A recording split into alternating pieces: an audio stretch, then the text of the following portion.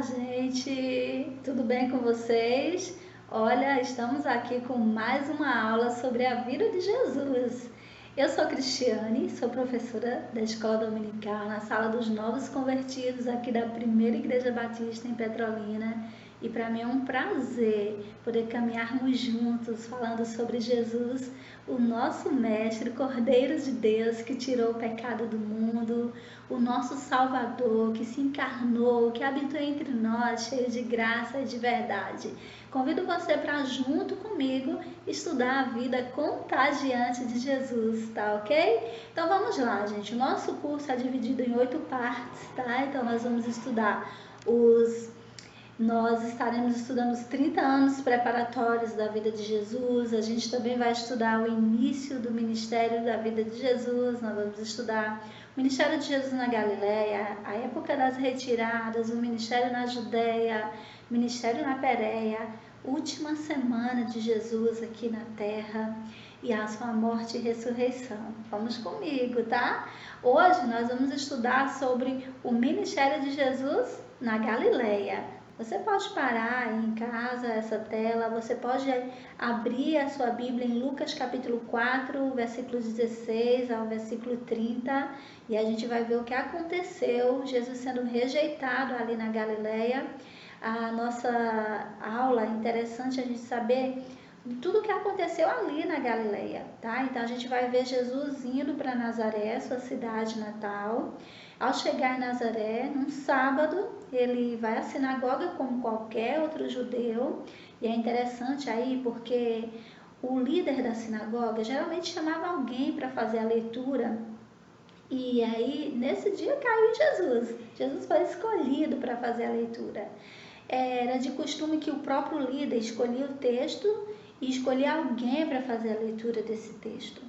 Mas aqui a gente está vendo alguma coisa um pouco diferente, porque dá a entender que Jesus escolhe o texto e que Jesus vai começar a ler o texto, e ele vai ler uma profecia em Isaías, capítulo 61, versículos 1 e 2, que diz assim: o Espírito do Senhor está sobre mim, pois ele me ungiu para trazer as boas novas aos pobres, ele me enviou para anunciar que os cativos serão soltos, os cegos verão, os oprimidos serão libertos e que é chegado o tempo do favor do Senhor.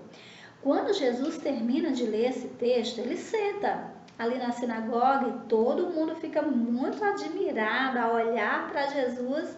Então Jesus olha para todo mundo e diz: olha, hoje cumpre-se o que eu acabei de ler nas Escrituras. E aí as pessoas ficam muito chateadas, porque começam a olhar para Jesus e achar assim: você é o filho de José, de Maria, o filho de um carpinteiro. Como que você está dizendo que se cumpriu as Escrituras em você hoje? E aí a gente tem um momento assim bem triste, porque as pessoas de Nazaré rejeitam o Salvador do mundo, rejeitam Jesus como Messias. Eles estavam habituados com Jesus, o filho de José, Jesus, o filho de Maria, mas eles não aceitavam Jesus, o Filho de Deus. Então, o texto, se você está lendo aí, você vai ver que o texto vai encerrar eles levando Jesus para um alto monte ali, querendo lançar Jesus, matar Jesus, e Jesus vai saindo porque não era ainda tempo de Jesus morrer. Então, Jesus consegue sair ali da multidão e vai para Cafarnaum. Bom, gente, nós iniciamos o ministério de Jesus na Galileia com uma rejeição. Jesus, ele vem da Judéia, ele fez milagres, ele transformou água em vinho lá em Caná da Galileia, ele já tinha curado algumas pessoas e agora ele está em Nazaré e as pessoas, olha, não querem acreditar que o filho de José e Maria é o Filho de Deus, é o Salvador do mundo, e eles ficam muito chateados.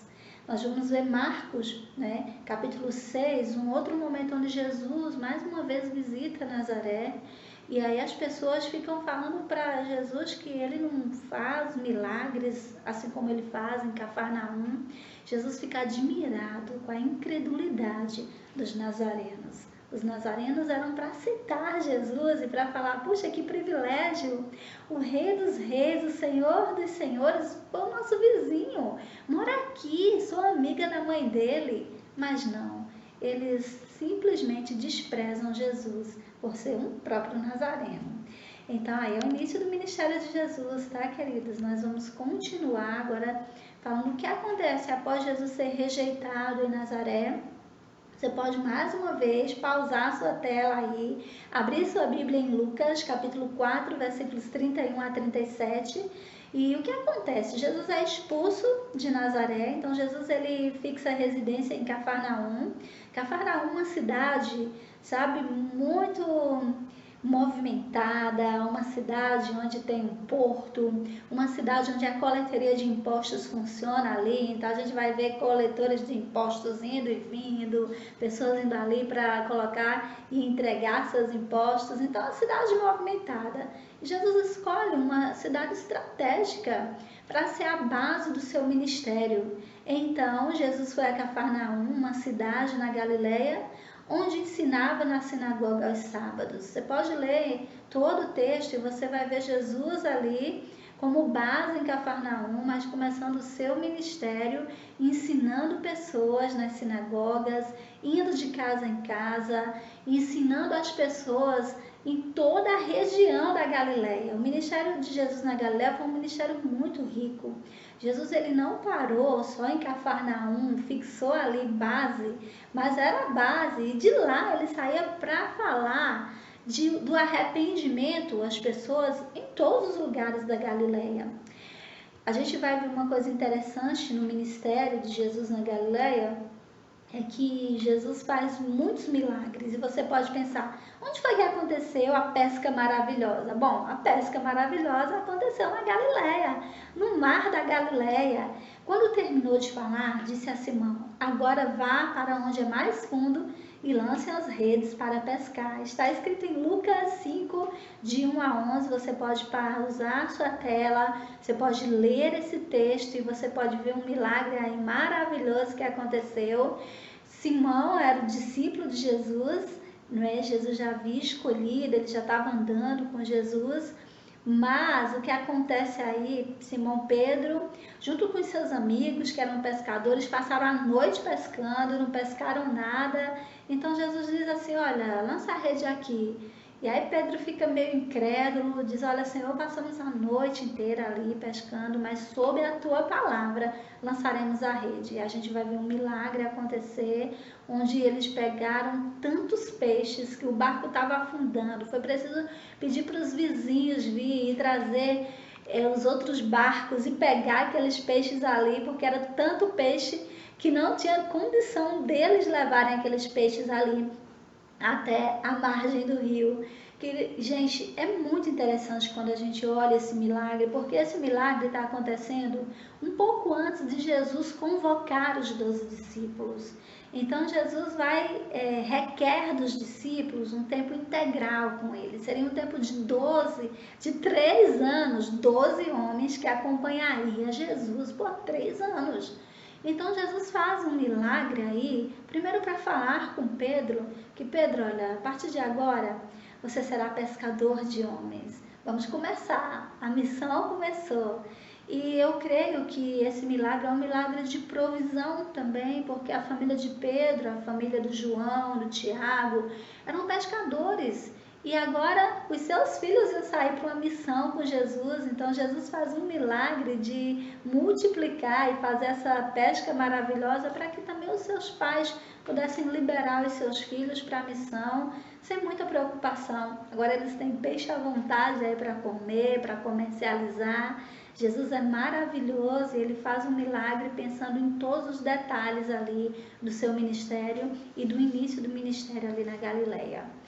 Após o início, após essa pesca maravilhosa, o que vai acontecer é que Jesus agora escolhe os 12. Você pode pensar assim, Cris, a gente vê no início dos evangelhos, né? Quando Jesus é batizado, ele foi levado para ser tentado no deserto, e logo depois, né, os discípulos de João, né, querem seguir Jesus, e eles começam a seguir Jesus, e Jesus começa a fazer milagres, Jesus transformou água em vinho, Jesus purificou o templo, Jesus curou o filho de um oficial. Todas as pessoas começaram a ver que Jesus não era simplesmente um nazareno, qualquer, ele era especial, era o Filho de Deus. Então as pessoas começaram a seguir Jesus. Jesus agora já tinha muitos seguidores, mas Jesus escolheu os seus discípulos. Não foram todas as pessoas que estavam seguindo Jesus em todos os milagres que ele estava fazendo, os ensinos que ele estava ministrando, que foram privilegiados em serem escolhidos para andar com Jesus todos os dias do seu ministério. Apenas 12 homens tiveram esse privilégio de serem convocados para serem apóstolos, para anunciar a verdade do reino que eles aprenderiam com Jesus durante esses 3 anos de caminhada. E aí, gente, o texto diz que quando amanheceu, reuniu seus discípulos e escolheu 12 para serem seus apóstolos. Lucas 6, versículo 12 a 16, você pode parar a sua tela, você pode fazer essa leitura aí, você vai ver que antes de Jesus escolher, o texto de Lucas nos diz que Jesus passou a noite orando. Essa escolha dos 12, queridos, foi uma escolha especial. Jesus estava escolhendo homens que andariam com ele todos os dias. Jesus estava escolhendo homens que daria continuidade ao seu ministério. Então Jesus passa a noite orando ao Pai e no dia seguinte, de manhã, ele chama cada um dos discípulos que ele deseja que faça parte agora desse apostolado.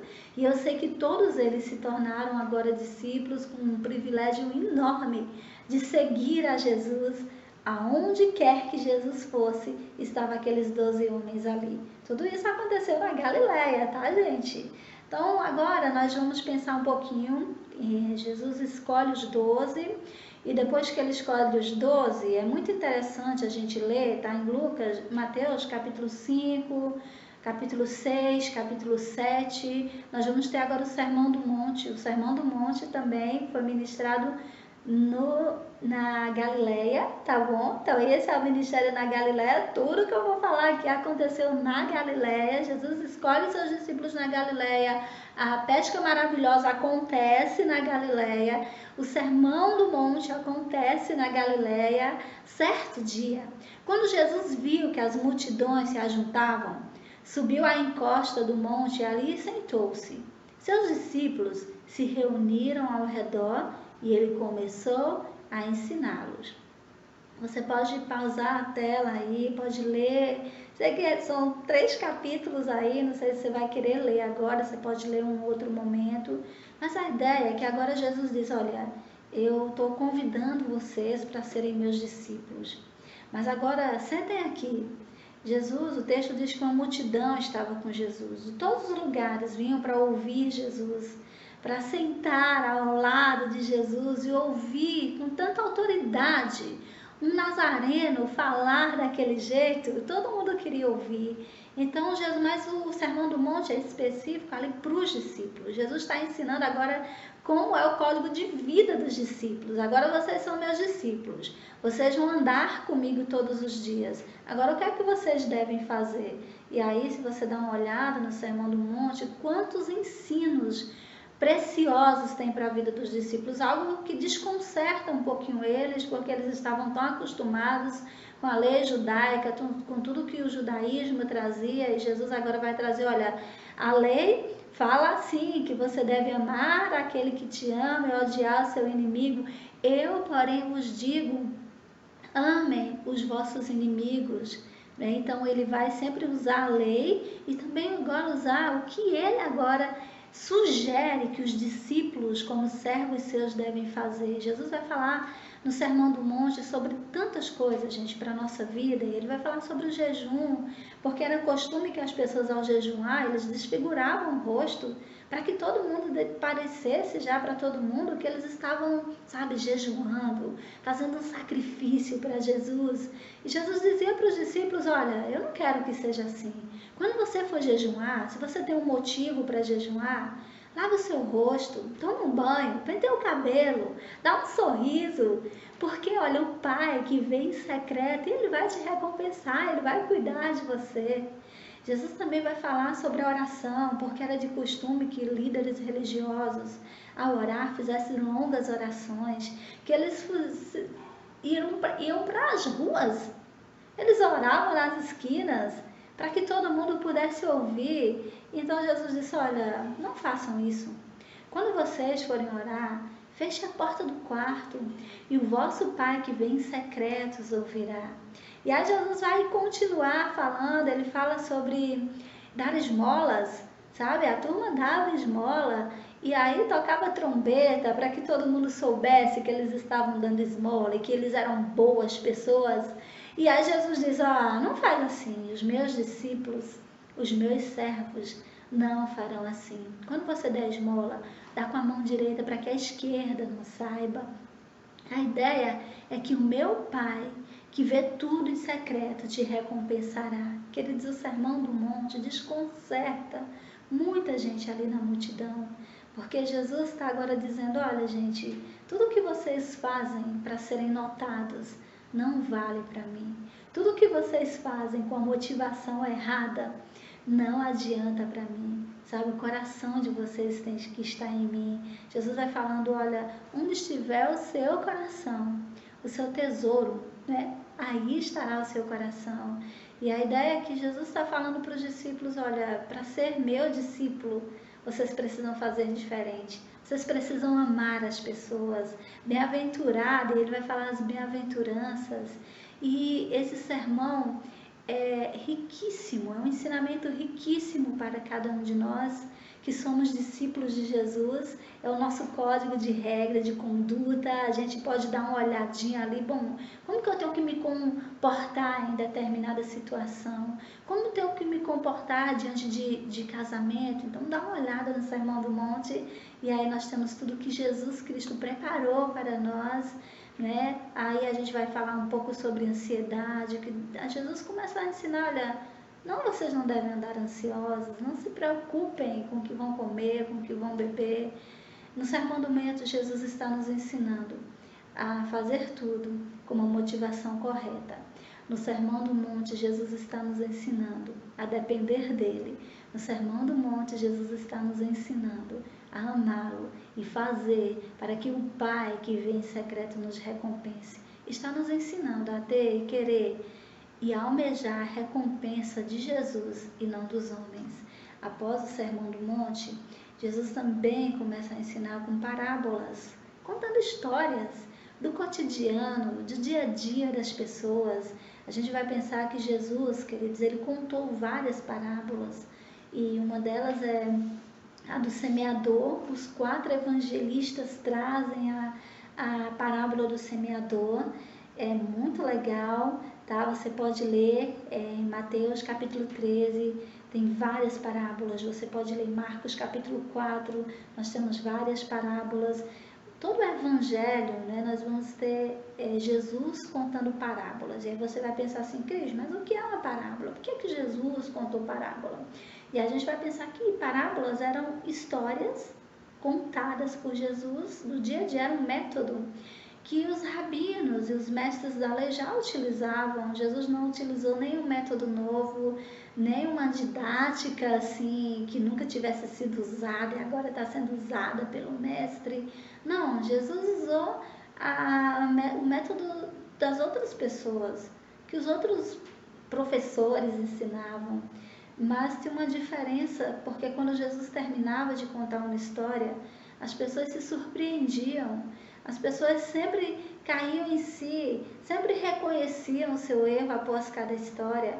E as pessoas sempre diziam como ele pode falar com tanta autoridade. O diferencial, queridos, em cada parábola que Jesus contou, em cada momento que Jesus sentou com a multidão, com os discípulos para ensinar, foi a autoridade divina vinda do céu sobre Jesus. E essa autoridade fazia com que as pessoas olhassem para tudo que Jesus falava e ensinava e ficavam totalmente desconcertados diante de um homem com tanta sabedoria e com tanta autoridade. Você pode ler essas parábolas em casa, escolher sua parábola aí especial que você mais gosta e pensar assim, Jesus não usou um método diferente, Jesus contou várias parábolas, Jesus estava ali sempre observando o dia a dia das pessoas e as parábolas tinham sempre um ingrediente comum a cada uma das pessoas, e eram essas histórias, né, tão comuns que tocavam o coração das pessoas. Jesus geralmente ensinava por meio de parábolas, contava uma história e essa história tinha tudo a ver com a lição que ele queria trazer para aqueles discípulos e para as pessoas que o acompanhavam. Gente, Jesus contou muitas parábolas ali na Galileia. Jesus também curou muitas pessoas na Galileia. O ministério de Jesus na Galileia foi um ministério riquíssimo. Ele ensinou, ele curou, ele fez tantos e tantos milagres. Marcos capítulo 1, versículo 29 a 34, é o iniciozinho ali do Evangelho de Marcos. Jesus então curou muitas pessoas que sofriam de diversas enfermidades e expulsou muitos demônios. Se você ler esse texto aí, você vai ver que era um sábado, eles estavam na sinagoga e quando eles chegam na casa de Simão, Pedro, a sogra de Simão tá doente.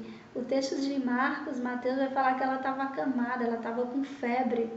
Então Jesus toca naquela mulher, levanta aquela mulher e aquela mulher, a febre vai embora e ela começa a servir a Jesus e aos discípulos. É muito legal esse texto, porque todas as vezes que uma cura acontecia, as pessoas eram totalmente agradecidas a Jesus por tudo que ele tinha feito pela sua vida. E isso levava as pessoas a tomar uma atitude. A mulher agora levanta da cama e começa a servir Jesus.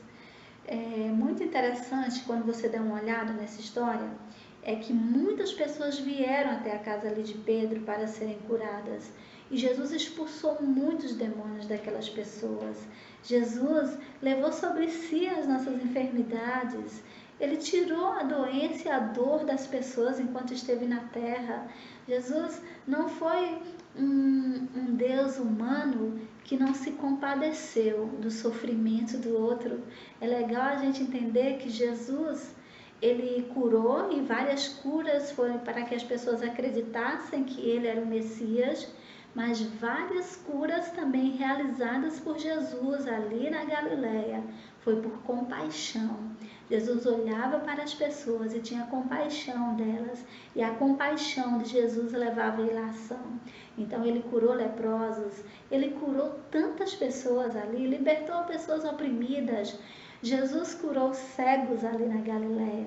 Jesus curou e levantou pessoas que estavam com febre, e Jesus fez milagres e mais milagres na Galileia e em toda a região da Galileia ali. Não só em Cafarnaum, né? Jesus fez poucos milagres em Nazaré por causa da incredulidade das pessoas, mas Jesus, em Nazaré, as pessoas foram incrédulas, mas mesmo assim ainda curou pessoas ali. A gente vai ver o amor de Jesus por aquelas pessoas, como Jesus amou as pessoas a ponto de tirar delas a sua dor, a ponto de saciar a sua fome, a ponto de cuidar de todas as necessidades daquelas pessoas. Queridos, tudo isso aconteceu na Galileia.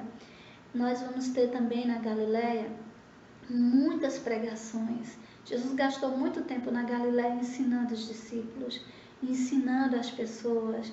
Gastou muito tempo sentando com elas em monte, sentando em barco, ensinando às pessoas o que elas deveriam fazer, como deveriam se arrepender, como deveriam andar, o que deveriam fazer na sua nova maneira de viver. Então ele viajou por toda a região da Galileia, pregando nas sinagogas, expulsando demônios.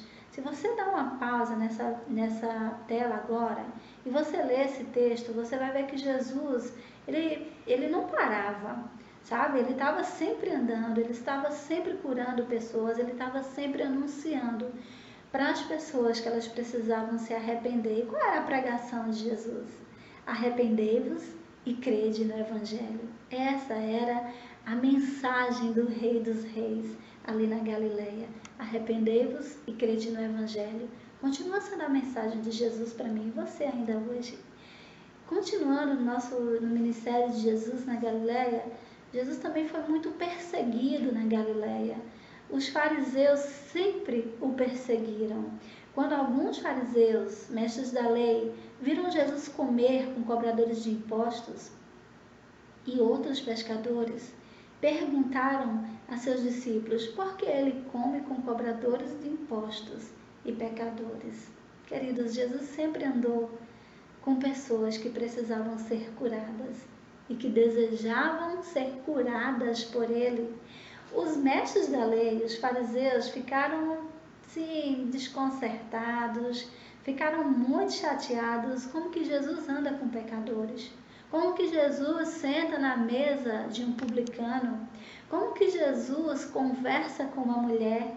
Como que Jesus está sempre procurando pessoas que estão à margem da sociedade? Como que Jesus está sempre no contato de pessoas tão simples, de pessoas tão humildes que nenhum de nós olharíamos? Esse era o questionamento dos fariseus. Eles atiraram muitas pedras em Jesus. Eles sempre acusaram Jesus, mas Jesus não estava nem aí para a acusação dos fariseus. Lá mesmo na Galileia, enquanto Jesus estava chamando Levi, eles estavam tão preocupados, porque que Jesus agora chama para ser um dos seus discípulos um cobrador de impostos. Isso não pode acontecer.